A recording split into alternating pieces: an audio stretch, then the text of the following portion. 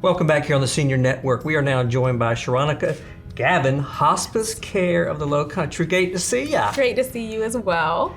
Tell me what your role is all about.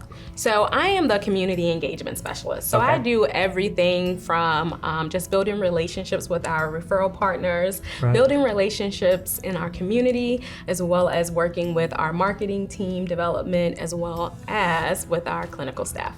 You're busy. I am busy. Absolutely. So the good news, so you get to get out and actually meet with, like, I don't know, discharge planners and folks like that at the hospitals? Absolutely, everyone. I get the opportunity to host events and senior living facilities, just like a bit of everything.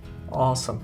Now I know I've worked with Hospice Care in Lowcountry for years and years and years, and you guys have a lot of committees. And you mentioned earlier that you're starting up a committee, is that right? Yes, so we are actually, we have started our Diversity, Equity, and Inclusion Committee. Okay. This consists of about 5 to 7 individuals from all different sectors of our organization, from board all the way to general staff.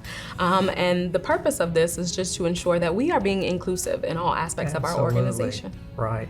And you said you're fairly new, right? Yes. Yes. Well, congratulations. Thank you. Like I said, I've worked with a lot of folks there, and it's a great organization, and I know you guys have a tremendous following with volunteers. Yes. You probably meet people in the community all the time that say that, right? We do. We truly do. Yeah. Our volunteers make us who we are. We cannot provide all our services without them. And right now what we're trying to do, because our volunteers are kind of like those key people in the community representing for us. And what we're doing now is working with them and other stakeholders in the community to get everyone involved.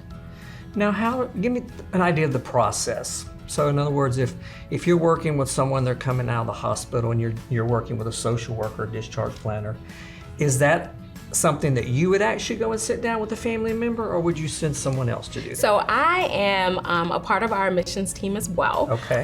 So I have the privilege of going and sitting down with that family and just talking to them about the benefits of coming on with Hospice Care of the Lowcountry. Right. One of our key things now is to ensure that, as I said, being inclusive with our Diversity, Equity, and Inclusion Committee, we want to make sure that we are meeting with key stakeholders from our underserved communities in this area to ensure that they know that hospice is their choice and it's our privilege to serve, but we want to serve them respectfully. Right. And as far as the different roles for the viewers that may not know, we've talked about your role, but there's there's chaplains, there's nurses, give us an idea of kind of roll that out for us. So our care team includes everyone from the nurses to CNAs to our chaplains to our social workers and to our volunteers. Sure. So everyone plays an intricate part in who we are and being able to provide that comfort care for that patient. Everyone has their own specific duties and tasks to ensure that that patient remains comfortable and actually is able to do what they choose to do in their ending stages of life. Absolutely. And the areas that you kind of work, is it Bluffton, Hilton Head? Bluffton, Hilton Head, Beaufort, and some of Jasper. Oh, you're all over the place. We're all over the place. Yes, we are. And it's nonprofit, correct? Nonprofit, and this year we're celebrating 40 years of providing our services to the community. And I may be wrong or right, I'm not sure. I think you're the only nonprofit, is that right? There is one other nonprofit, but however, there are a ton of other for-profit organizations. Right. Yep. Now, as far as, and people, I think they don't understand, a lot of hospice, it's not a bad word, right? Nope. I mean, you guys get involved early on if they want to, and start working with the families, and it's not just about the patient all the time, correct? No, exactly. So we provide care not just to that patient, but to their family, because they become the primary caregivers for that patient. So our volunteers go in, they can step in and assist, maybe sit with the patient for a little while, and provide that family with a chance to have a mental break and do whatever they wish to do. Yeah.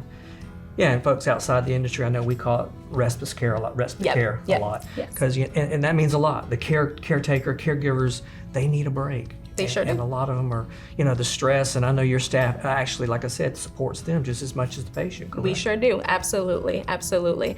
And this year, we want to make sure that we are being inclusive as much as possible with every patient in this area and ensuring that we're providing that care to them. Awesome, amazing, wonderful, so wonderful to meet you. Same here. Great job, by the way. Thank you. Great information, okay? Thanks. Thank you all for joining us here on the Senior Network, where senior care experts come together. We'll see you the next time.